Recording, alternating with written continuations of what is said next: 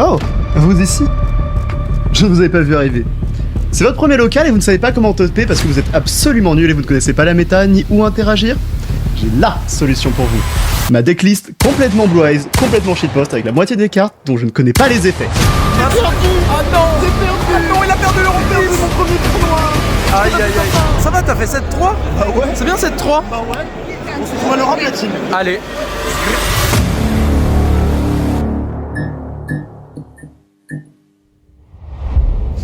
Alors, tout d'abord, on commence avec le main. De Blue Eyes, la meilleure carte du deck, surtout si elle est en commune. Seulement cet artwork là, ou l'OG. Les autres sont tous dégueulasses. Sauf celle qui est signée, mais elle coûte super cher pour rien. Donc alors, ensuite, 3 sages, parce que 2 c'est pas assez, et 4 c'est interdit.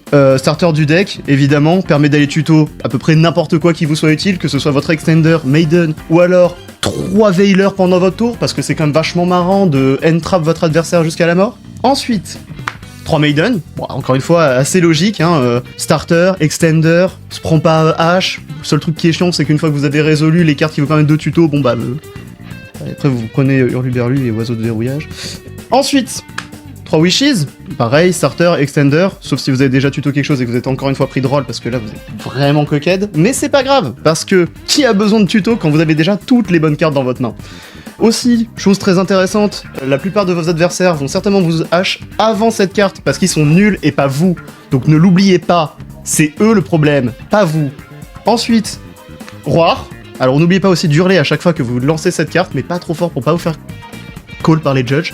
Trallallero, trallalla. Pas un starter, mais en même temps, je sais pas, vous avez un truc pour dire, vous faites Maiden, elle est au cimetière, vous avez rien d'autre, vous faites Roi, ça fait papipou pam bam. Hop, petite synchro. En plus, si vous êtes pas trop con, vous avez aussi un Wishes dans le cimetière. Et dans ce cas-là, vous n'oubliez pas d'équiper le monstre de l'extra deck. Parce que sinon, va falloir le faire après. Et du coup, c'est un peu chiant parce que vous vous sentez un peu con. Parce que vous aurez pu protéger vos cartes du ciblage. Ensuite, le Mozambique. Très très bonne carte. Non, en fait, elle est nulle. Honnêtement, une fois sur 5, vous allez pas l'avoir parce que votre adversaire va vous Veiler votre Spirit. Donc de toute manière, si vous la drawez pas, c'est tant pis. Par contre, c'est très très drôle quand vous faites... Spirit, oui, je vais Veiler le Spirit, ok, j'active Mausolée de ma main parce que je l'avais déjà, et ouais mon gars, pas besoin de la tuto si elle est déjà dans ma main de départ, qu'est-ce que tu vas faire? Tu peux pas m'arrêter, t'es qu'un loser, voilà. Ensuite, la brique, True Light, peut toujours être discard, on sait jamais, c'est toujours pas mal en vrai, vous pouvez la replacer de toute manière avec Maiden depuis le cimetière, donc aucun souci. Ensuite, une autre brique, parce que de toute façon vous jouez basiquement que ça. Mais Majesté, très très cool, parce qu'elle cible pas, et quand les cartes ciblent pas, c'est vachement plus simple à jouer, parce que vous n'avez pas besoin de vous préoccuper de si la carte est untargetable ou pas. Ensuite, parce que les Blue Eyes c'est très sympa, mais en même temps, on a un peu envie de toper, et vous avez un petit peu mis d'argent de côté, l'Engine Primite, 3 Beryl, c'est Beryl quoi, c'est la meilleure norme du deck, tu la normes, tu set un truc, donc encore une fois ça se prend pas H. Ensuite le truc il va chercher, ça se recycle à l'infini si vous oubliez pas de reset vos cartes. Ça, c'est un petit tips de vous à moi, il faut pas oublier les effets de vos cartes, parce que du coup après vous topez pas. Vous aurez pu toper plus, mais vous topez moins. Pourquoi? Parce que vous n'avez pas fait l'effet de vos cartes. Et si vous faites pas l'effet de vos cartes, vous pouvez pas gagner. Oubliez pas. La carte que vous avez tuto avec Beryl, c'est Filon Noble ou Lord Liload. Là, c'est la même carte, mais juste avec un langage différent. Lord Liload va vous permettre d'aller tuto, du coup, votre Omni Negate, qui est Rayon de Forage Primite. Bon, c'est une très bonne carte, encore une fois, si vous oubliez pas de la recette à tous les tours. Sinon, sinon vous êtes con, quoi. Enfin, comme moi, c'est pas grave. Ensuite, ça c'est fait. Hop. Les free spots, du coup, on commence avec 3 illusionnistes d'effet pour la simple et bonne raison que c'est un starter, hein, vous la normez et vous faites une petite spirit avec. C'est triste, mais quand il y a que ça à faire, il y a que ça à faire. Sinon, vous pouvez la tuto dans vos combos, ça fait mal, ça fait peur. La carte est très très bonne. Ensuite, vous avez 3 Hurluberlu et Oiseau de verrouillage. Pareil, starter, parce qu'il est magicien de niveau 1, donc pour faire les combos, c'est pas mal. Manquerait plus qu'il soit synthoniseur pour en plus pouvoir faire des synchros. Mais bon, en plus, la plupart des decks du format se le prennent quand même assez violemment. Puis en plus, vu que Mermaid c'est super compliqué à prendre, t'as juste besoin d'avoir cette carte dans ta main. Mec ajoute une carte à sa main. Dragoon, Hurluberlu et Oiseau de verrouillage. Ah d'accord, j'ai 7-3. Voilà. Oh loser. Ensuite, 3 Floraison de cendre et Joyeux Printemps. La carte est nulle parce que tu peux en jouer que une par tour. Mais bon, à part ça, non mais en fait elle demande de connaître votre adversaire, faut savoir où est-ce que tu vas la jouer, donc c'est super fort contre les Blue Eyes, donc contre vous, donc au moins vous connaissez un petit peu votre deck, vous savez où vous entrap, et ça c'est pas mal. Contre les autres, dès qu'il y a une carte qui va être ajoutée et que ça a l'air un peu fort, vous faites H, Ensuite, 3 Fuvalos. Bah, je l'ai acheté hier la carte, donc je l'ai pas trop utilisé, puis je sais pas trop vraiment si c'est vraiment un game changer. Après, c'est toujours rigolo de pouvoir piocher des cartes, j'avoue. Par contre, chose, si votre adversaire vous Fuvalos, regardez-le droit dans les yeux, vous dites j'en ai rien à foutre, tu vas draw 6. C'est plus important d'avoir des cartes sur votre terrain que lui il en a dans sa main, parce que, c'est pas gagné. Et vous, oui. De Ghost Ogre, c'est pas mal. En vrai, honnêtement, j'avais des doutes. Je m'étais dit, Ghost Ogre, détruire une carte, l'effet se résout quand même. Bon, contre un deck Cryzil, ça peut un peu le faire chier. Contre les decks qui ont des terrains, ça les fait chier. Donc c'est pas mal. Par contre, n'oubliez pas, ça marche pas contre Crystron. Voilà.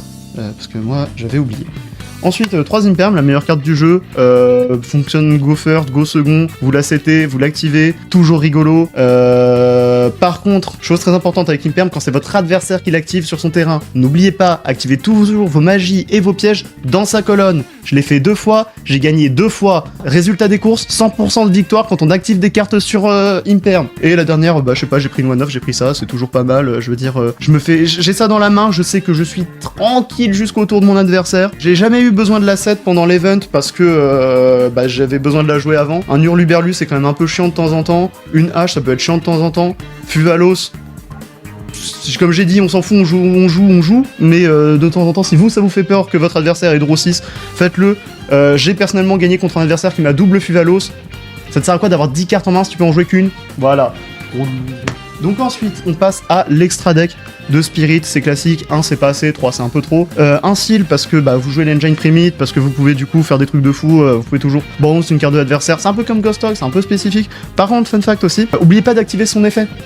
Parce que quand on rentre en battle phase et qu'une Primera Primus vous la tape et qu'elle va au cimetière et que vous faites je peux faire son effet qui te répond bah non c'est quand tu... c'est gênant, mais je l'ai quand même battu. Ensuite, le dragon orage lumineux, c'est quand vous rencontrez des backrows et que vous savez pas quoi faire et que vous avez de quoi faire un niveau 7, ça peut être des backrows, ça peut reset des magies quand ça quitte le terrain. C'est honnêtement une bonne carte, hein. Moi je l'aime bien, je l'ai pas utilisé cette fois mais il est cool. Ensuite, les 2 spirits qui se tag out, très bonne carte, hein, elle fait partie de votre endboard, vous allez avoir tous les tours sauf si vous êtes nul. Ensuite, les targets à spirit, les premières c'est les grands spirits, très très cool, 90% du temps mes adversaires me demandaient ah ça détruit pas? Ah non mon gars, lis la carte, enfin je veux dire, nul. Ensuite on a le petit Crimson, que j'ai résolu parce que c'est toujours rigolo de regarder votre adversaire droit dans les yeux et faire Crimson, effet Crimson, target, très bien, Dragon Blazar, ah bon d'accord mon gars, désolé, je vais passer à la prochaine. Ouais, tu vas passer à la prochaine parce que Blazar il annule ton tour, voilà. Donc Crimson, on parlait de qui? Le beau gosse, le Dragon Falzar, incroyable, pourquoi? Parce qu'il fait absolument tout et le café, je veux dire, son coup c'est littéralement de revenir tous les tours. Qu'est-ce que vous voulez faire contre ça? Rien? Exactement. Ensuite, les fusions, donc du coup évidemment le dragon tyran qui permet de taper, parce que nous ce qu'on veut c'est taper, du coup tu le spé, tu tapes tout, et ensuite tu as gagné. Mais du coup, comment on fait le tyran? Il faut pas oublier du coup de set cette carte qui est très très cool, jamais invoquée parce que déjà on peut pas, et ensuite parce qu'elle est plus intéressante dans votre cimetière, car dans son cimetière elle permet d'annuler un effet qui target, et en plus ça détruit. Qu'est-ce qu'on a pour finir? Ah oui, 2 targets à l'extra deck, mais honnêtement, pardon, au side deck, mais en même temps, lui je l'ai jamais utilisé parce que j'ai jamais eu les cartes en main, et lui en vrai c'est rigolo, j'ai draw 1 une fois contre un gars qui avait fait une Magia. Gros loser, qui joue Magia dans un deck Blue Eyes? L'important c'est pas les fusions, l'important c'est la bagarre. Ensuite, le side, 3 lancers qui ne m'ont pas servi parce que j'ai pas rencontré de malice ni de Crystron, donc bon c'est dommage mais c'est comme ça. Un jet, parce que je le trouve très joli et parce que je l'ai en QCR, donc du coup je l'ai mis dans mon side parce que je voulais pas partir sans lui. En vrai ça peut catch des Ryzil, mais en même temps les Ryzil vous les buvez déjà de base, donc... Mais la carte est cool, elle a un peu ce truc de Blazar, de se reset tous les tours parce qu'une carte est pop et tout, puis elle est jolie, elle est rigolo, elle fait un peu le café, elle peut être spé avec Seal, donc elle peut rentrer dans votre rotation, c'est quand même sympa. De Nibiru qui aurait pu me faire gagner un duel contre Julius, malheureusement il m'a ménestrel mon Nibiru avec un grand sourire aux lèvres. Julius, I know where you lived and I'm gonna get you. Non, c'est faux, mais bien joué à lui. Il a gagné parce qu'il a été bien meilleur joueur que moi. Ensuite, 3 Ultimate Slayer. La carte est cool, honnêtement. Elle vous demande pas trop de réfléchir. Il suffit juste d'avoir des targets dans votre extra deck. Donc moi, c'est mon cas. C'est pour ça que j'avais joué l'agrégateur et le Garura. Fun fact, ça ne négate pas les effets, ça bounce en fait. Moi je croyais que ça annulait l'effet de la carte, du coup c'est pour ça que j'étais surpris quand la carte de mon adversaire était allée au cimetière, et je lui ai dit, mais mon gars, ça savait pas ça. Et il me dit, ah ouais non c'est vrai ça bounce, je fais, ah ouais ça bounce, ok. Donc bon, ça m'a permis de gagner une game aussi. Qu'est-ce qu'on a? Ah oui pour le go first, parce que bon bah le go first des fois il faut quand même mettre des cartes. Des assauts solennels, bah, j'en ai résolu 0 parce que je l'ai jamais eu en main, écoute ça arrive. Donc je peux pas vous dire si la carte est bonne ou elle est pas bonne. Peut-être que l'autre est mieux pour pouvoir protéger vos backrows, mais en même temps perdre plus de vie. Donc voilà, et la dernière carte, métal trop nul. Je sais pas comment marche la carte, je sais pas quoi faire de ce truc. C'est fort contre Isil parce que du coup vous pouvez respect votre Blue Eyes en négligeant son détonator. C'est fort contre vous-même parce que vous avez toutes les targets, ça c'est pas mal. Sinon après ça demande de trop réfléchir, de deck builder en fonction de qui fait ça. Non mais qui a fait ça? Qui a le temps? Moi j'ai pas le temps, moi je suis là que pour la bagarre. Donc ça c'est fait. Ensuite comment s'est passé le tournoi? Bah écoutez c'était très simple. Top 67, premier tournoi. Rien à dire, j'ai rencontré les plus grands tels que Julius, je lui ai pris une win, hein. Quand même. Bon il m'a 2-1 quand même, faut pas déconner, mais quand même. C'est quand même vraiment pas mal. Enfin c'est ce que mes potes m'ont dit parce que je savais pas qui c'était avant. Quoi d'autre? Bah si vous jouez Mermail, arrêtez, déjà. Parce que sinon je vais vous 2-0, comme le gars qui était après Julius, qui jouait Mermail et que j'ai 2 Z. Qu'est-ce que j'ai rencontré? J'ai rencontré un Centurion. Je pense que j'aurais été dans la merde si j'avais pas joué Centurion pendant longtemps, parce que lui je savais où le entrap. Donc malheureusement mon gars, je connais toutes tes interactions par cœur, et t'es bien le seul. Voxlace Voice, c'était un moment très rigolo parce que je l'ai aussi 2 Z, mais sur la game 2 j'ai pas side parce que je savais pas quoi side, donc juste j'ai gagné. Et en plus je l'ai tué avec un token Nib. Ça t'apprendra à utiliser Nibiru, gros loser. Bon, j'ai perdu contre des Finn Smith parce que en fait moi je croyais que Finn Smith ça faisait juste Désiré ou César. En fait non, ça fait beaucoup de choses. S'il vous plaît, est-ce que vous pouvez les toucher à la prochaine banlist? Comme ça les cartes elles coûtent un peu moins cher aussi et je pourrais jouer Yubel. Quoi d'autre? Qu'est-ce que j'ai rencontré? Bah comme je disais des Mermail, des Raisier, bah je les ai mangés donc je peux pas vous dire qu'est-ce qu'il faut faire contre eux, juste gagner, soyez pas nuls. Pas de Memento, ça m'arrange parce que Memento je ne comprends rien à ce que ça fait. Et même en comprenant rien à ce que ça fait, bah j'arrive pas à faire des trucs. Et qu'est-ce que j'ai rencontré? Oh, après c'est à peu près tout quoi.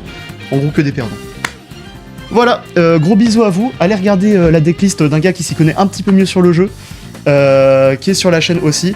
Et shout out to the EOCGs, my boy!